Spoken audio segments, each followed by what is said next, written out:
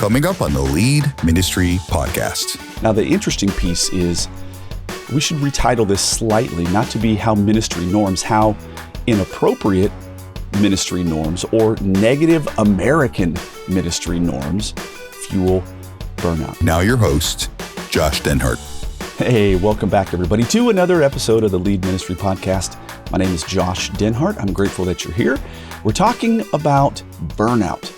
It's the insidious, dark truth of everyone who is in ministry. It is the villain. Burnout is the enemy. It is the secret nemesis of everyone who has decided to accept the call. You accept the call, burnout lacks in the shadows, waiting to devour your one and only life. And so there are options, however, to avoid burnout. Well, here we are, Bill. Welcome back, buddy. Yeah, thanks. It's good to see you. Good to see you. I remember when we were talking about what we should do another podcast series on, you were like, hey man, burnout is what we should talk about. It's a really relevant topic. We've all gone through it. And I've often told people, Bill, hey, listen, if you're new in ministry and you haven't met the character named burnout, it's just a matter of time. Am I right? It's so true. Yes. Yeah. It's something that every single person in ministry is going to have to deal with at some point. And so I think that's why it's such a big topic out there. Like people need to hear about this and need to hear about strategies for overcoming it or preventing it. And I think we need to hear it on the regular, right? This is not a one and done kind of message. All right. Well, here we are. We're talking about burnout. We dove into this last week. We call this the silent killer of ministry. Yep. It's burnout. It's a silent killer. This villain doesn't have a big megaphone. It's kind of the equivalent of the frog in the kettle. Am I right? Mm-hmm. The frog is in the kettle. The heat just gets slowly turned up, and before long, you're fried. Well, that's why we're having this podcast series, generally speaking, around how to avoid burnout. But here's today's topic. We're going to talk about how ministry norms end up fueling burnout. Now, the interesting piece is we should retitle this slightly, not to be how ministry norms, how inappropriate ministry norms or negative American ministry norms fuel burnout. Maybe it's not just an American thing, maybe it's an everybody thing, but ministry norms can cause or foster this idea. Well, if you've been on the podcast for any length of time, we have three big buckets. We're going to define it. Then we're going to push pause. We're going to develop that idea that we just defined. And then we're going to actually take you to a place where it's like, okay, great. You get it. I get it. Let's do something about it. So the big buckets, let's define it. Let's develop it. Let's do it. So let's define it. It says here, ministry is uniquely positioned to reinforce burnout. That's an interesting topic. So here's a hard truth, Bill. Church matters a lot to people. Therefore, churchgoers are highly invested. Therefore, they're also highly opinionated. Am I right? Oh yeah, that is so true. Well, and if you think about it too, it's not just that they care because they like it's part of what they're called to in being part of the church. They're also invested because they're giving money towards it. Okay, I thought you may bring that up. It's like wherever your money is, there your heart will be also. And it's these things go hand in hand. We talked last time about the uniqueness of the church, right? It's unique. It's very unique. And one of the things is the financial piece. We'll get to that a little bit later. But people are invested and they are opinionated. Now, ministry is uniquely hard because of the relentless expectations and also constant criticism. Now, today we're going to talk a little bit more about these relentless expectations. We're going to talk in the future about constant criticism, but the relentless expectations are very, very, very real. An unhealthy church culture creates and even fosters the conditions for burnout to thrive. And it's super secretive. It's not secretive. It's just not talked about. And so therefore it's just a little bit more insidious. Mm-hmm. Yeah. It's an underlying current in churches without people knowing.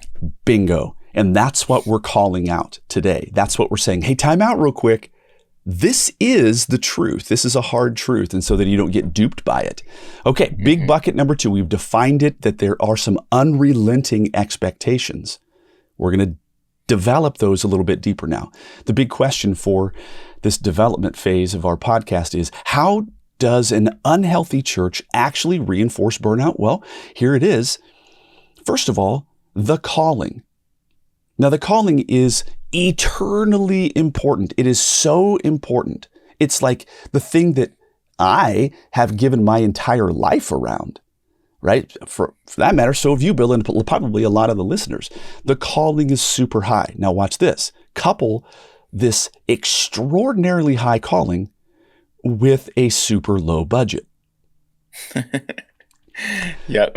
So you have the most important thing that needs to be done. You have an egregiously low budget. Well, we've got tension right away, don't we? Mm-hmm. Yeah. But it's interesting because I think that does add a ton of tension. But I actually think it forces you to go one way or the other, which is you have this low budget and it can be the mother of invention. Yes. Or it could be the greatest stressor to burn you out. Okay, go there. It's the mother of all invention. I get it, but tease that out a little bit. Yeah, there is something about, and I think this has to do with mindset as a minister. Mm-hmm. I remember inheriting the student ministry when I jumped into ministry, and our budget was a few $1,000s a year, I think, to do everything we're doing with over 100 students.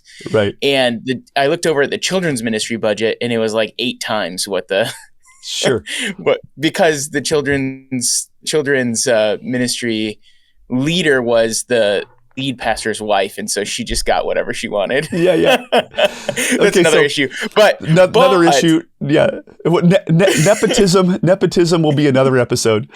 Right. Actually. Yeah.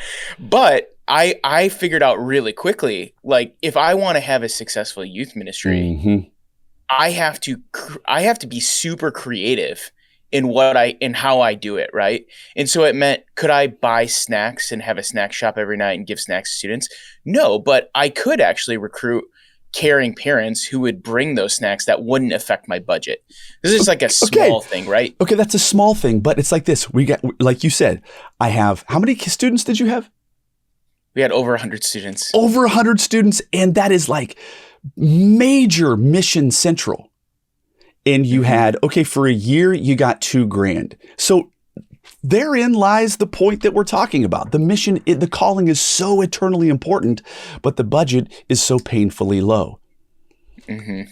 And by the way, we talked about this last time. Giving is unique in the church. Listen, the church is not selling widgets, right? It's not selling hey, here's our whatever, our unique church desk. The unique church desk that sells for $1,995. We don't have, pump out more of those, and then we can do more in the youth budget. It just doesn't work that way. It's all based on giving. Go ahead. Yeah, just imagine after service, we have a new prayer ministry. It is $10.99 to be prayed for. Yeah. That doesn't work that way. It doesn't work that way. The other thing too, though, and this is an interesting piece, that I met a guy out in Nebraska. And he was I had him on the podcast a long time ago. Maybe we could put it in the notes, but he is one of the most creative and ingenuitive leaders, literally, that I've ever met. And he decided to buy, one of those, a shipping container, a shipping crate. Yeah. He bought multiple of those, and then he goes someplace totally random and buys $10,000 of fireworks, and then is the exclusive fireworks dealer in his town. And every bit of the proceeds funds all of this different ministry that he has ideas for. And so he is entrepreneurially, he is not pocketing this money. He's like, dude, the calling is so high. The church cannot afford to do the cool things that I want to do. I'm taking matters into my own hand. Hey, pastor, can I bring my own money to the table? And they're like, absolutely. So he's a fireworks dealer. Let's go. I love that. Right? Yeah, that's kind of a tent making. That's right. Idea. That's it. And except he's a fireworks tent. Yeah. So the next one is not only just the calling is super important, not only is giving low, but everywhere we look, there's an inexhaustible need. There is no end to what we could put our hands to. If I had 27 hours in a day, oh boy, like I said this to my wife last night. We were at a high school basketball game and I was like, out of nowhere, I just said, there's simply not enough time in the day. End of story. That's all I said. Right? Because I've got so many, burgeoning ideas. Yeah. It's so true in ministry because like there's so many times where I get done with work and I need to go home because I have home things to do, right? And I go, well, didn't get to that. I know. This is my life. And so there's literally an inexhaustible need. And so sometimes, to reinforce what you're saying, Bill, just the other day I sat down at my home office here and I was like, okay, which of the 7 major initiatives do I put my hand to today, knowing that I'm barely going to move one forward and all the rest are going to get neglected, right? And so it's really all of that for all of us. And so guess what? Time out. This is the recipe for burnout. We have a super high calling, we have ultra low budget, and we see needs everywhere. Now, here's the most insidious one of them all. This is the culture reinforcer of burnout, if there ever was one. The misappropriation of stewardship. So misappropriation is the mishandling of something, right? Mm-hmm. Stewardship is like how you are responsible to care for something. And so churches will say, oh, wow, under the heading of stewardship, you're such a good steward. Why am I a good steward? Because you're burning it at both ends and you're neglecting your family, you're neglecting your health, you're not even eating, you're working over the noon hour to move the mission forward. We applaud you. Oh no, that's a misappropriation of stewardship. Oh yeah. Yeah, that is so true. Like, in other words, people will applaud you for sacrificing your health, sacrificing your family, sacrificing your sanity at the altar of getting ministry done. That's exactly right. And it's so insidious because guess what? We'll go all the way back to the beginning. We have a high calling. We have no budget. And so therefore the church goes, oh my word, we're getting 2.5 times of a human out of this guy.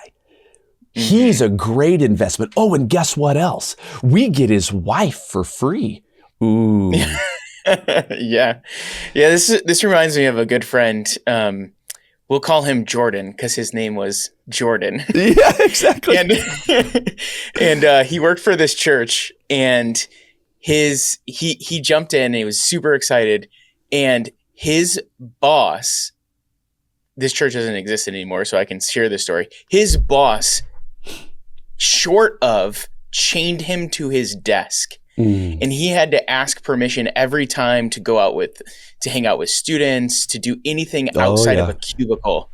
And I was like, dude, you need to find your exit path if this doesn't change, because that's not ministry. Being chained to a cubicle all week, every week. And that was that leader's expectation of what ministry looked like. Work. Yes, absolutely. And the idea that we don't have freedom, right? Okay. But I think that's bad news. But the idea though, that somebody is going to, and it's so subtle, right? Mm-hmm. We look at somebody who's like absolutely this Green Beret go-getter and we're like, man, they're kingdom worthy.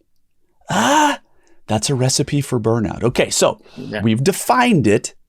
We developed it a little bit, and now we're going to take each of those 4 things that we just developed, and we're going to have a counter to them.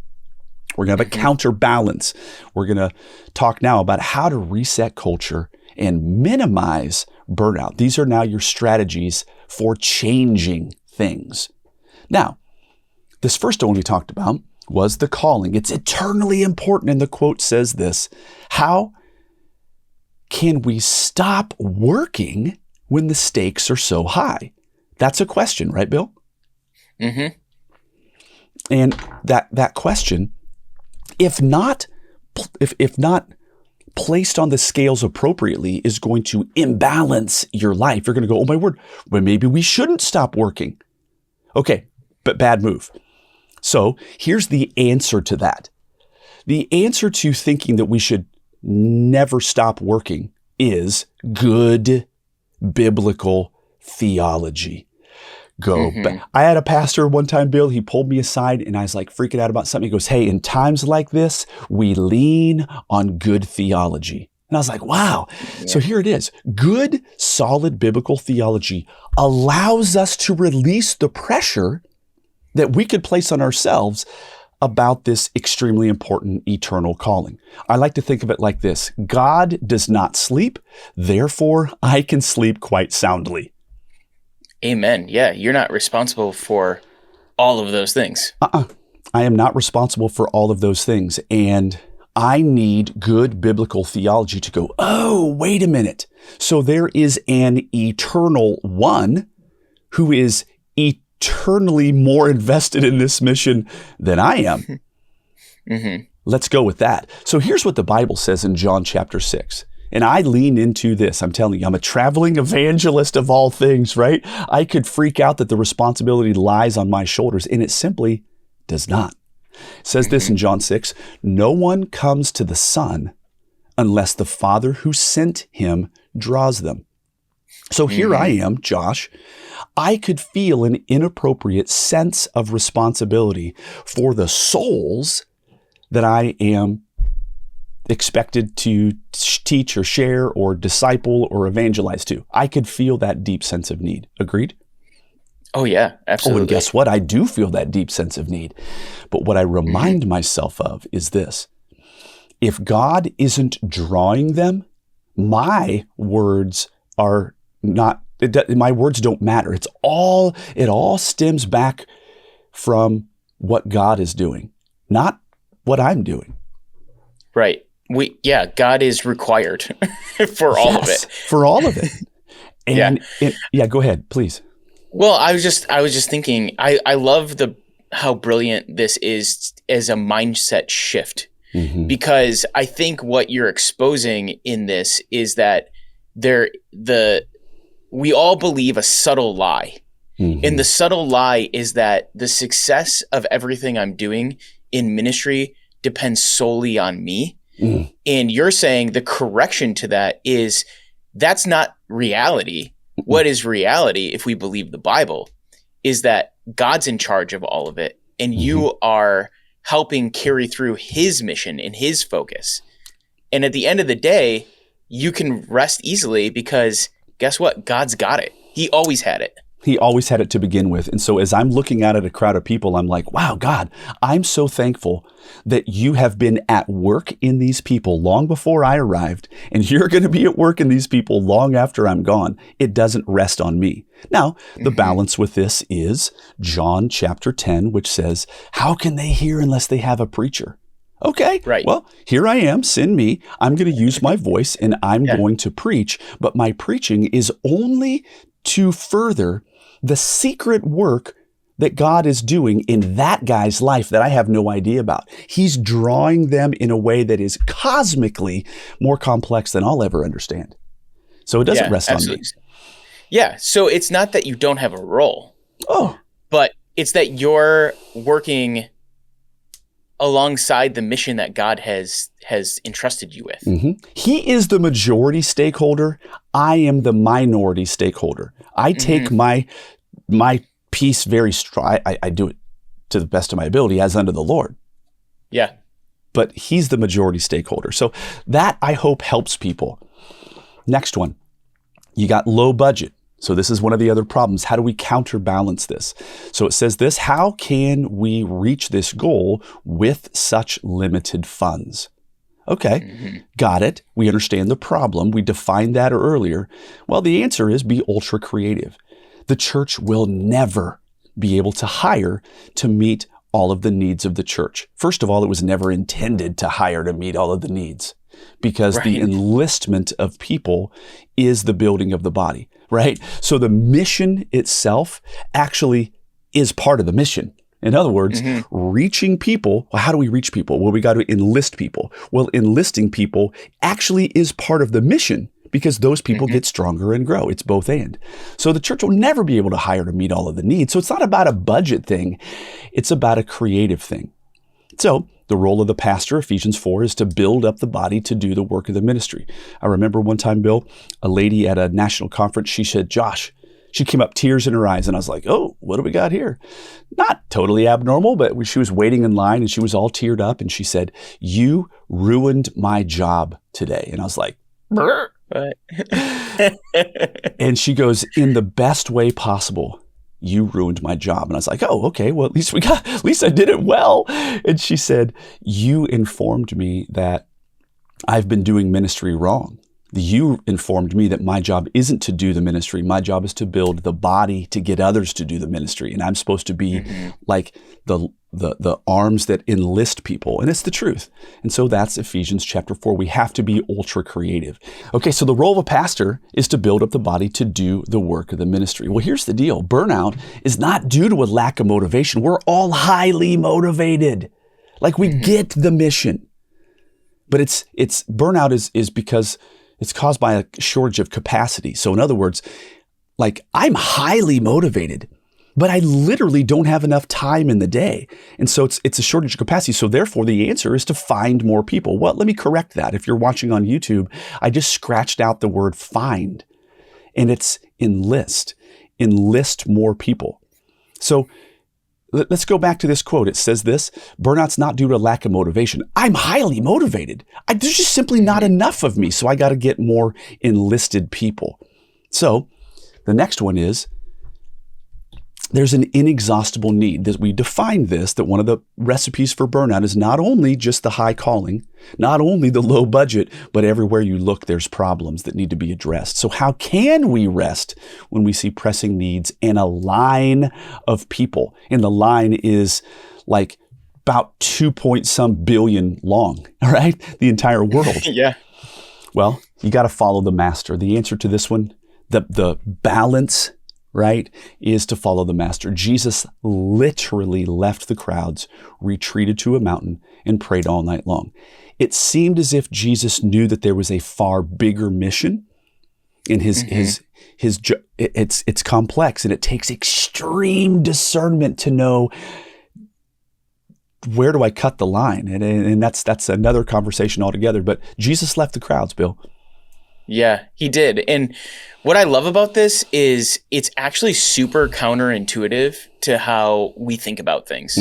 We think when you say there's an inexhaustible number of things, it is counterintuitive to think Jesus left then, right? He's being pressed in from all of the other sides. And then it's like, I'm out. I need to spend time with my father. I need some direction from my father. I need to I shouldn't say reconnect because he's always connected, but I need to get that special time with the father. And also not just, yes, he needed that, but also he was modeling for us. He did. Yeah, he was. Absolutely. Yep. Okay.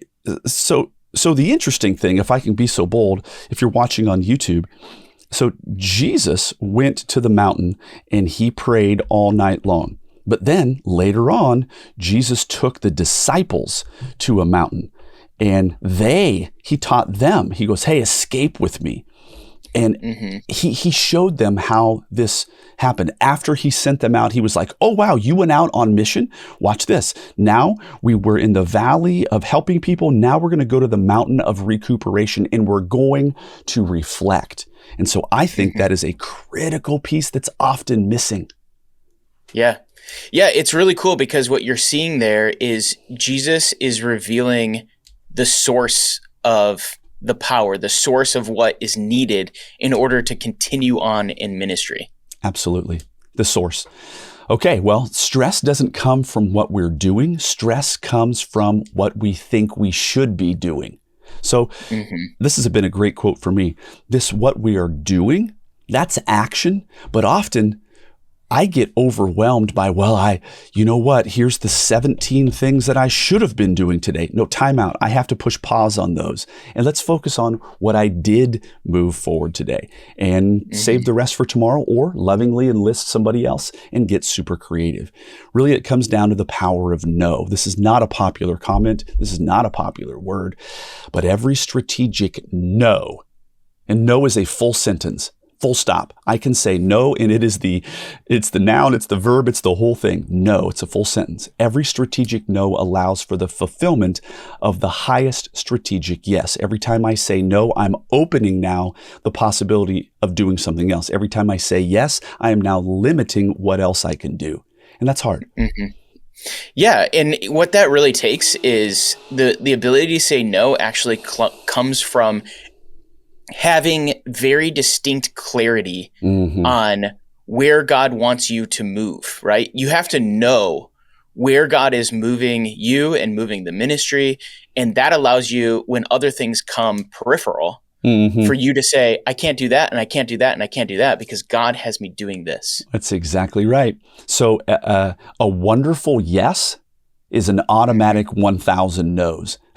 Like if I'm like, I absolutely know I'm going here, well, then that automatically says, well, don't take that left. Don't take that exit to the right. Stay on mission, right? But you got to know where you're going. Here's the deal. The power of no. Enthusiasm is boundless, but time is absolutely finite. Therefore, the wise person says no to superfluous things, including the dumb game on my phone. That's one. Right? Yeah, absolutely. And I think that if you're a ministry leader and you are right now in this mode where you're thinking, I don't even know what to do right now. I have so many things to do. I don't even know what to do. I think an easy first step as you think about that is to actually stop for a second, to sit down and to write out, what are the most important things? What are the most important things that I can do that will move the central mission forward? And then that gives you clarity in the ability to look at everything else and say, well, if that's true, then I can't do this, and I can't do this, and I can't do this. I have to do this. That's exactly right. I couldn't agree more. So the power of no. Listen, the world is an interesting place. There are so many things that I personally would love to do and explore and master. I am an idea factory. But Me too. right, there are more interesting people and projects than there are hours in my day. So the real question is not whether you have an interest. Hello, I have an interest in about everything. The real question is whether you have bandwidth. Guess what? My bandwidth is limited. The way that I get more bandwidth, that's right, is enlisting more people into the movement. That's the only answer. Well, the final one is the misappropriation of stewardship. We're going to go speed mode on this one. Here's the definition of misappropriation. The wrongful use, especially the dishonest or inappropriate use of other people's time, money, and data. That is misappropriation. Like, hey, they talk about a misappropriation of funds. They misappropriated people's data and they did something really nefarious with their data. But what we're talking about is the misappropriation of your time as a minister. Now, here is the definition of stewardship. Here's stewardship means the responsible overseeing and protection of something considered worthy caring for and preserving. So guess what? You have been entrusted, Bill, with a ministry at your church. You are a steward. You're the overseer of that. But there can be a misappropriation of that responsibility, especially by others around us because of the unrelenting expectations. It says this, here's the definition of misappropriation of stewardship. The inappropriate expectation or manipulation of how time and resources are used, thinking that the end goal is more important than the lives of those achieving that goal. Yeah, this is so true. I think it's kind of saying ministry task over people. Yep. You're exactly right. And it happens all of the time, doesn't it? And it basically, here's the quote. It says, look at you burning the midnight oil at the expense of your health and your family and your longevity in this role. You should be applauded. And that is unbelievably short-sighted, but it is unbelievably ubiquitous and so common in ministry because the pastors on staff are like, good gracious, like they're working at a frenetic pace. Like your banker friend, like they look at the church, well, sometimes, because sometimes the church is not pushing hard, but I've known churches that are absolutely go-getters and they're doing serious amounts of work and it's just simply too much. And it's under the heading of the good ones are nearing burnout. No, that is like a fool's errand. Yeah, absolutely. And, I love this because I think it gets back to a lot of what the church celebrates. If you celebrate sacrificing your health, your family, your life for ministry, then that's what people are going to run to. But if you celebrate instead life change in people, you celebrate accomplishing the mission of making disciples of Jesus Christ, you celebrate people getting involved in ministry. Yeah, you celebrate pace. You celebrate rest in people. You celebrate healthy relationships. Then people will gravitate towards those things in ministry and the church will be healthier. That's exactly right. People move toward the applause. Well, here's the closer here, gang. Jesus said these words, "Come to me, all you who are weary and burdened, and I will give you rest. Take my yoke upon you, learn from me, for I am gentle and humble in heart, and you will find rest for your souls. For my yoke is comfortable and my burden is light." Now that's good word. My yoke is comfortable. Would we say that the expectation that I have on myself for the work that needs to be done, by the way, the yoke is like this harness that an ox would wear. And if it wasn't comfortable, they would buck the system.